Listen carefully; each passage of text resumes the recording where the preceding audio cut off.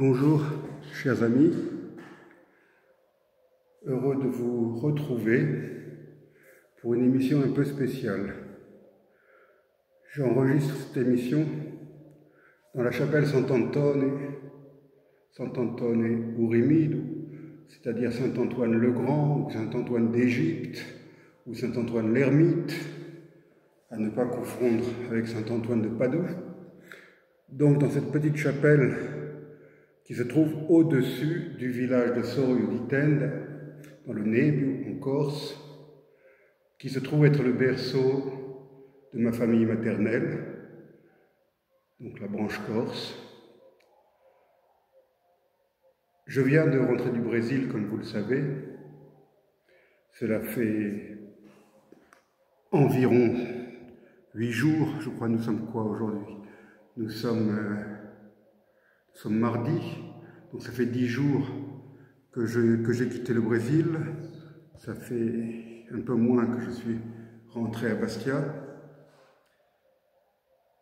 Depuis mon retour, j'ai posté, et même pendant mon séjour au Brésil d'ailleurs, j'ai posté beaucoup de vidéos relatives à mon séjour chez les Enaue et Enaue, ce peuple autochtone du Mato Grosso, de la Grande Forêt au Brésil. Mais je me suis bien gardé de vous parler de ce qui s'est produit dans ma famille, par pudeur d'abord. Puis je ne voulais pas faire un mélange de genres tout à fait inapproprié, pardon. Donc j'ai attendu un peu pour vous expliquer ce qui s'est produit et qui a touché ma famille particulièrement au moment où moi j'arrivais au Brésil. J'ai quitté Bastia, je crois, le 27 décembre 2024, après avoir passé Noël avec mes parents. Je leur ai dit au revoir le 27 décembre, je me suis embarqué à Bastia pour Marseille. À Marseille, j'ai passé la journée à l'aéroport dans l'attente de mon vol pour Paris, puis pour Sao Paulo. Et pendant cette longue journée passée à Marseille, à l'aéroport, j'ai eu l'occasion de parler au téléphone avec mes parents et avec mon père en particulier, qui n'a eu de cesse que de m'encourager dans ce voyage. Donc, tard le soir, j'étais à Roissy-Charles de Gaulle, je me suis embarqué pour Sao Paulo, un vol qui a duré 11 heures, et je savais que la connexion était très courte à Sao Paulo pour avoir mon vol intérieur vers Cuiabá, la capitale du Mato Grosso. Donc je n'ai pas pu communiquer avec mes parents à ce moment-là. Je suis arrivé à Cuiabá vers 11 h heure locale, c'est-à-dire il était déjà peut-être 16 h en France, quand j'ai trouvé un message sur WhatsApp d'amis de la famille m'informant que mon père avait été transporté d'urgence à l'hôpital le matin même et qu'il était décédé quelques heures après son arrivée aux urgences. Je ne vous explique pas le choc et le désespoir auquel j'ai fait face. Non pas que ce décès eût été réellement une surprise. Mon père avait 94 ans, bientôt 95, et il était devenu très fragile ces derniers temps. Donc, de manière très froide, je dirais que c'est un événement auquel j'avais eu le temps de me préparer. Mais qu'il décède le jour même de mon arrivée au Brésil, le jour même où j'étais arrivé non seulement à Sao Paulo, mais au fin fond du Brésil, à Cuiabá. Que faire? J'avais une énorme valise remplie de matériel que je devais remettre à notre projet chez les Enaue et Enaue, et à Cuiabá, j'étais encore loin de la destination finale. Peut-être que j'aurais pu téléphoner à Air France, ou essayer d'aller sur le site d'Air France pour demander à reprendre place sur le premier vol à destination de Paris, puis de Marseille, puis ensuite le bateau jusqu'à Bastia. Mais de toute façon, je serais arrivé trop tard pour les obsèques de mon père, qui ont été célébrées le 31 décembre, le jour de l'an, le dernier jour de l'année, 2 jours après son décès. Donc, à quoi est-ce que cela servait de rentrer avec la valise pleine de matériel, d'être venu au Brésil pour rien, et de toute façon arriver trop tard pour les obsèques. Et j'ai repensé à ce que mon père m'avait dit encore au téléphone la veille de son décès, combien il m'avait encouragé pour cette mission. Donc après avoir parlé avec ma mère, bien sûr, au téléphone, j'ai pris la décision très douloureuse de continuer mon voyage. J'ai pris une chambre d'hôtel pour la journée, pour essayer non pas de me remettre, mais de me retrouver seul derrière une porte fermée. Et le soir même, j'ai pris l'autocar de nuit pour aller à Vilaine, dans l'état de Rondônia, à environ 800 km de Cuiabá. À Vilaine, j'ai passé environ 3 jours pour faire les achats que nous devions faire pour notre projet, les cahiers essentiellement, mais d'autres choses, des stylos, et d'autres choses, des livres, etc. Mon partenaire, Enawe Nenawe Iholalare, qui aime se faire appeler Wesley, m'a rejoint le matin même de mon arrivée à Vilaine. Et donc les 3 jours que j'ai passés à Vilaine ont été très occupés par ces démarches, ces achats, etc. Malgré tout, le 31 décembre, j'étais par la pensée à Sorioditende, puisque je savais que les obsèques devaient avoir lieu ce jour-là. J'ai d'ailleurs été quasiment en direct avec Sorioditende. Mes amis et parents m'ont tenu au courant minute par minute, m'ont envoyé des vidéos, des photos, etc. Et moi-même, la veille, pendant la nuit, j'avais préparé un texte qui a été lu à l'église San Filippo Neri de Sorioditende, à la fin, je suppose, de la messe d'obsèques. Mais mon regret était immense, naturellement, en tant que fils unique, de ne pas avoir été présent à Sorio pour les obsèques de mon père. Et de tout cela, je n'en ai pas parlé. Mais vous aurez remarqué que j'ai posté sur YouTube, la première vidéo que j'ai postée depuis mon retour, c'était les images de la messe de fin d'année à Vilaine. Pourquoi est-ce que je suis allé à la messe de fin d'année à Vilaine? C'est parce que la fin d'année, c'était le jour des obsèques de mon père, et donc je tenais à assister à un office religieux le même jour. Après, nous sommes partis au village, je me suis retrouvé dans le feu de l'action et j'ai retrouvé la sérénité. Je n'ai pas besoin d'en parler davantage, vous avez pu suivre les vidéos, mais sur les premières vidéos que j'ai postées, vous pouvez voir que j'ai un visage assez marqué par la fatigue du voyage, marqué par l'émotion, marqué par le décalage horaire, etc. Bon. Mais au Brésil, j'ai malgré tout retrouvé la sérénité au contact des Enawe Nenawe.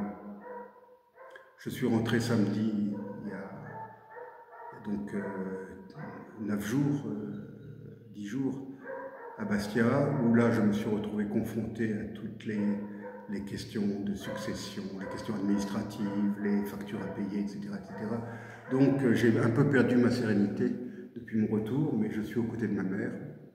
Et aujourd'hui, je n'avais pas pu le faire, imaginer un peu, mais c'est vrai que le temps ne s'y prêtait pas, il a beaucoup plu. J'ai profité de cette belle journée aujourd'hui. Nous sommes lundi, oui, lundi, nous sommes lundi. J'ai profité de cette belle journée pour monter au village avec ma mère, pour aller sur la tombe de mon père, et pour voir ce qui restait à faire, notamment graver son nom sur la pierre tombale, ça n'a pas encore été fait. Alors, le tombeau, oui, c'est le tombeau. Mais pour moi, mon père n'est pas là. Enfin, son corps est là, mais j'ai tenu à venir dans cette chapelle Sant'Antone. Pourquoi? Et je vais me lever pour vous faire comprendre de quoi je parle. Ce bas-relief que vous voyez qui était derrière moi, c'est une œuvre de mon père. Ce Sant'Antone qu'il avait réalisé à la demande de l'abbé Petrotti, qui a été curé de la paroisse pendant 60 ans et qui est mort, je crois, en 2009 de mémoire. 2008 ou 2009, je crois. Donc, je me suis dit qu'il était temps que j'enregistre une petite vidéo pour rendre, non pas pour me répandre dans un récit larmoyant, non. J'ai voulu, avec cette vidéo, rendre hommage à mon père et j'ai failli dire plus qu'à mon père, c'est faux. J'ai voulu rendre hommage avec cette vidéo à l'artiste Karl. C'est comme cela qu'il se faisait appeler en tant qu'artiste. C'est le nom qu'il utilisait pour signer ses œuvres, ses œuvres picturales, ses huiles sur toile. Mais il a aussi sculpté. Et ce n'est pas je n'appellerais pas ça une sculpture. Enfin si, c'est une sculpture, mais ce n'est pas une statue. C'est plutôt un bas-relief peut-être, ou un haut-relief, je ne sais pas comment on peut appeler ça. Il l'a réalisé sur notre terrasse à Bastia, avec l'aide de ma mère. Et ils l'ont monté en pièces détachées en 2002, je crois. Et ensuite, c'est lui-même qui l'a remonté avant de le peindre, parce que je crois que ça a été peint après, ici dans la chapelle, que notre association, l'association pour le développement de Tende, qui a beaucoup fait pour le patrimoine de Sorio. Donc cette chapelle venait d'être réhabilitée, restaurée, elle était en ruine. Et donc pour apporter un motif décoratif et pour rappeler le souvenir de Saint Antoine d'Égypte, mes parents ont réalisé cette œuvre, mon père a réalisé cette œuvre avec l'aide de ma mère. Petit détail amusant, l'auréole du saint est fait de feuilles d'or, de fines feuilles d'or qui ont été ramenées d'un temple bouddhiste en Thaïlande. En Thaïlande, à l'entrée des temples bouddhistes, on peut acheter des feuilles d'or, ça ressemble à du papier à cigarette, mais c'est de l'or, et que les fidèles bouddhistes achètent et collent ensuite sur les statues des saints bouddhistes ou du Bouddha lui-même. Donc, nous avions demandé à ma tante qui travaillait à l'époque à Bangkok de nous ramener un petit paquet de feuilles d'or, ce qui a permis à mon père de réaliser cette auréole. Alors j'aime bien raconter cette histoire parce que pour moi c'est un symbole non pas de syncrétisme ou de communisme, mais enfin c'est un symbole d'universalité. C'est un pont entre le bouddhisme et le christianisme, bouddhisme auquel je suis très attaché de par mes études et des années que j'ai passées en pays bouddhistes, que ce soit la Thaïlande, le Laos ou le Cambodge, ou la Birmanie. Donc j'aime beaucoup ce symbole de cette sculpture du fin fond de la Corse, dans la montagne, dont le saint porte une auréole en or d'un temple bouddhiste de Thaïlande. C'est un peu un résumé de ma vie aussi. Alors maintenant, je voudrais quand même parler davantage de mon père. Je vais arrêter de parler de moi.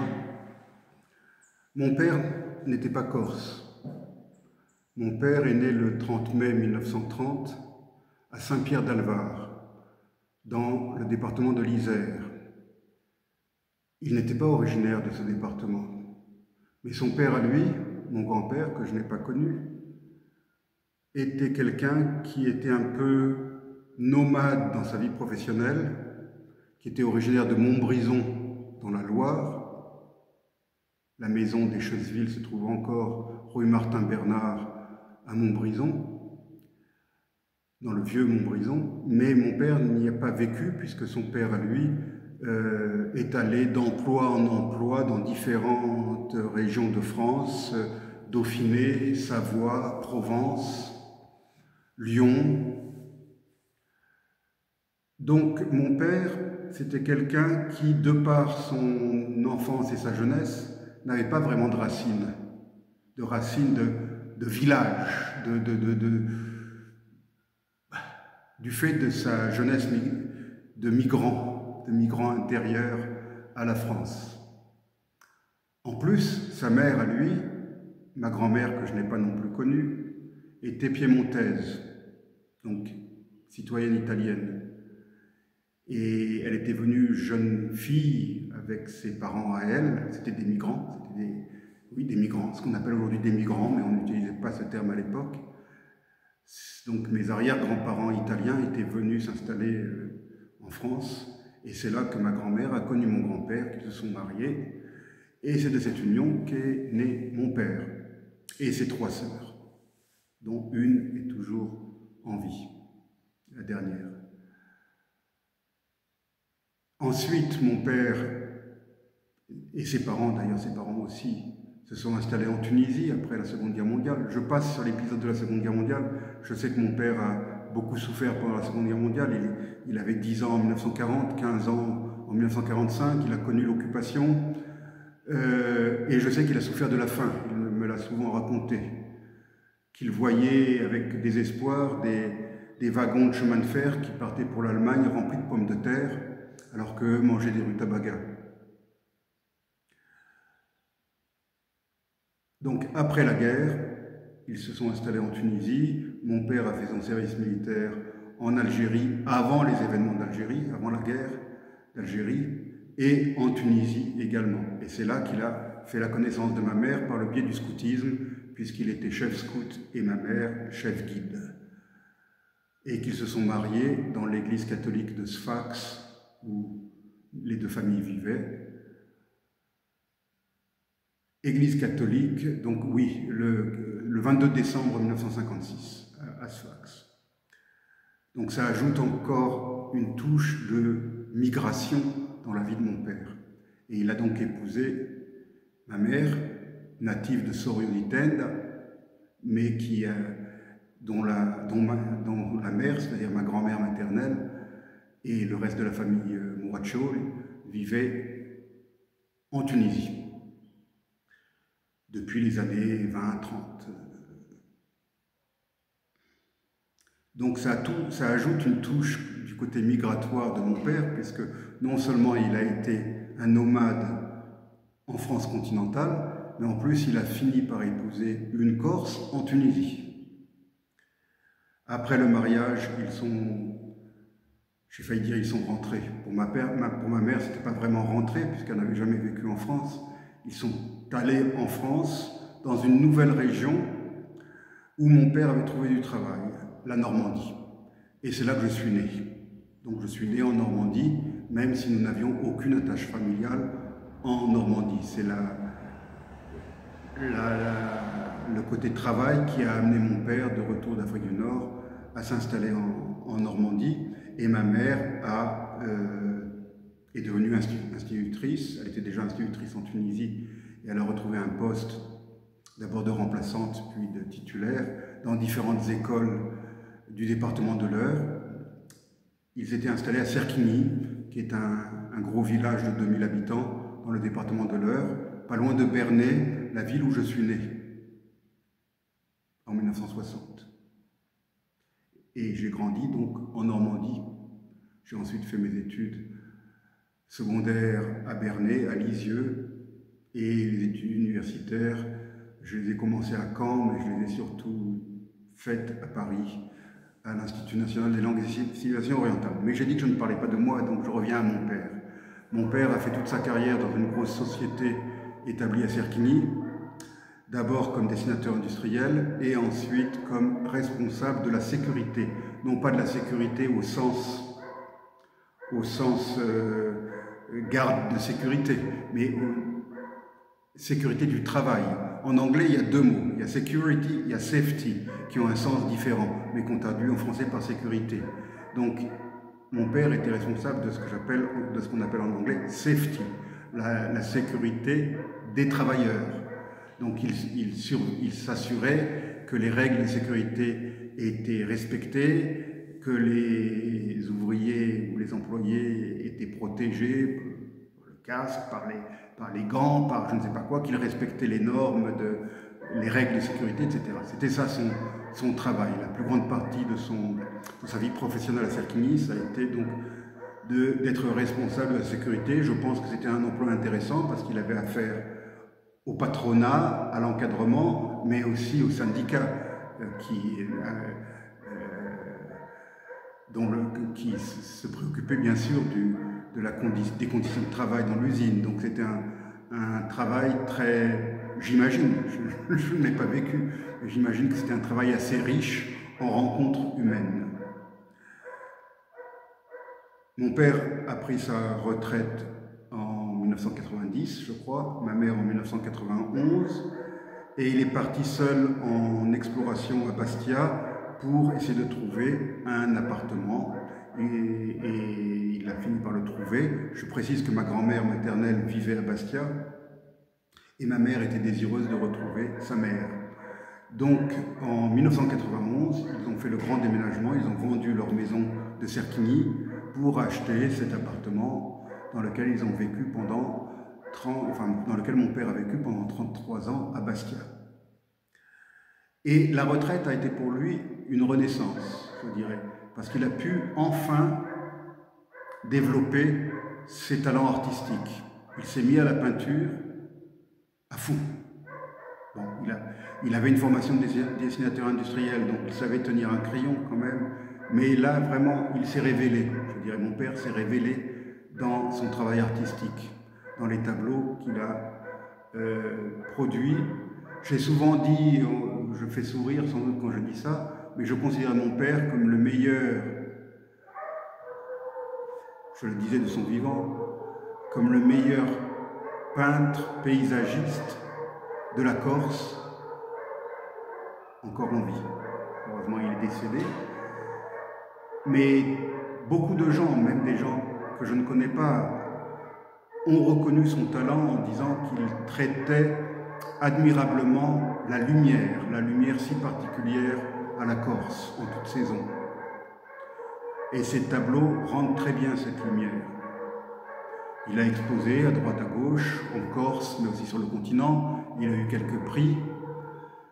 Mais comme je l'ai dit dans le texte qui a été lu le jour de ses obsèques, je savais que mon père avait une blessure profonde, le manque de reconnaissance, le fait de ne pas avoir eu accès à une galerie à Bastia ou à Ajaccio ou autre, parce que toujours on lui faisait la même réponse.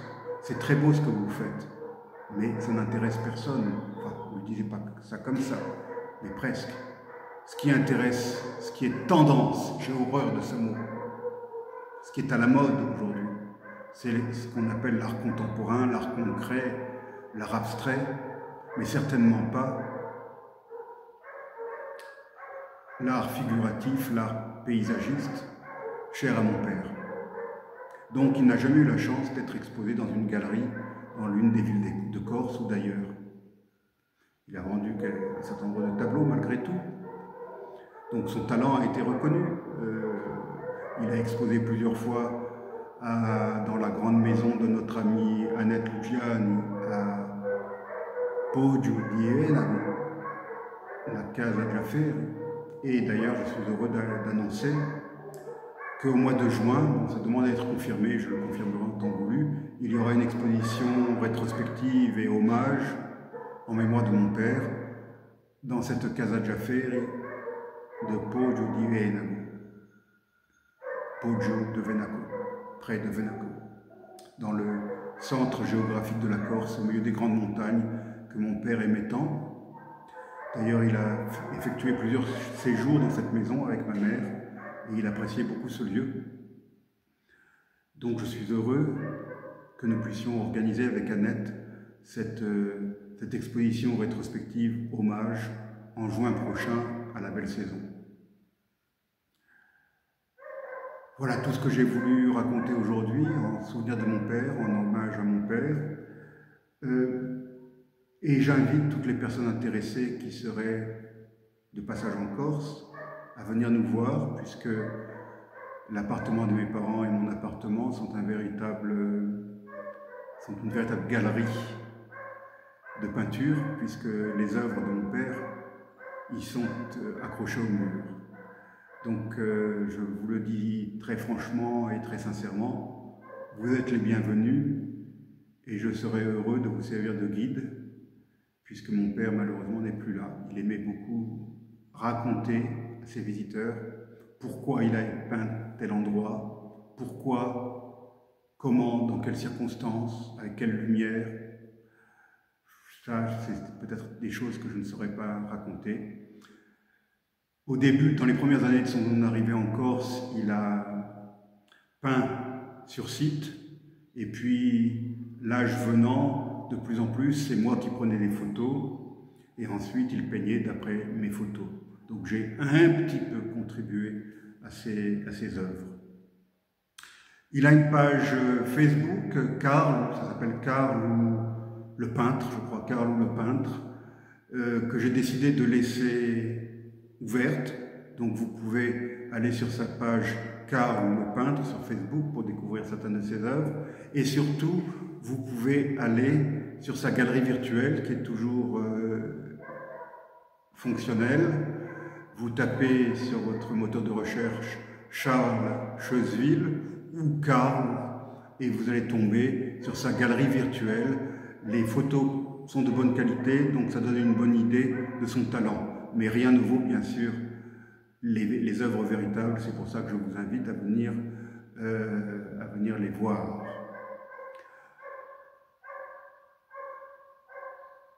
Voilà, chers amis, je suis heureux que cette vidéo n'ait pas été une vidéo larmoyante.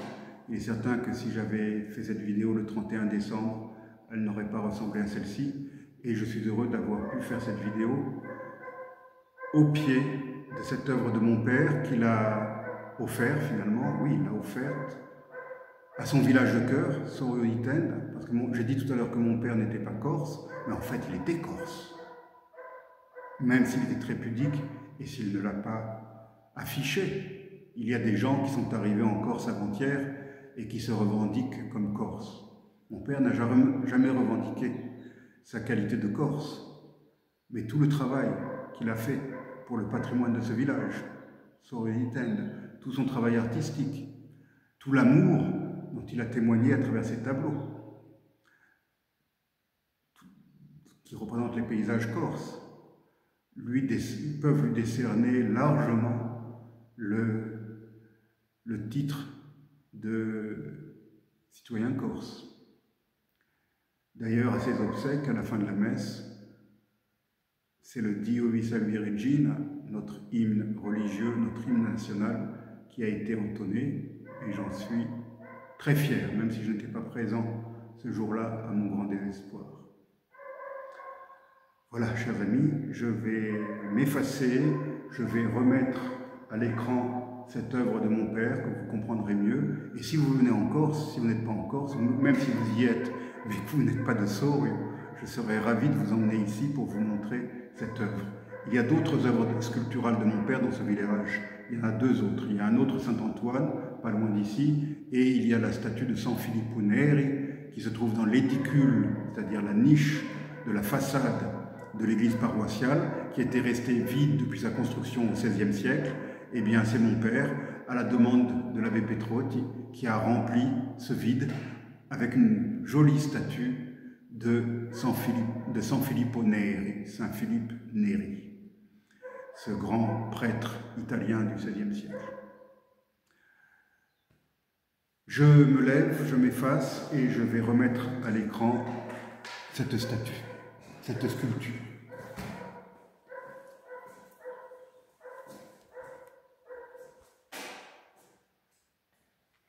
Je prends un peu de recul.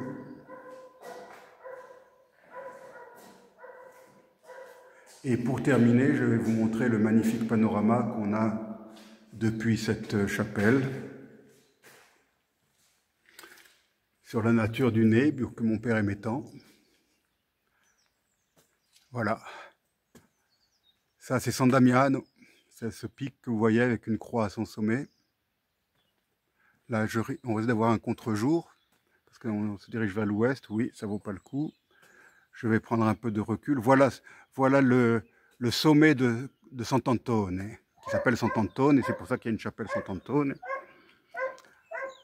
Et dans l'édicule que vous voyez peut-être au pied de ce petit sommet, c'est là que se trouve l'autre statue de Sant'Antone que mon père avait réalisée, une statue en argile cuite.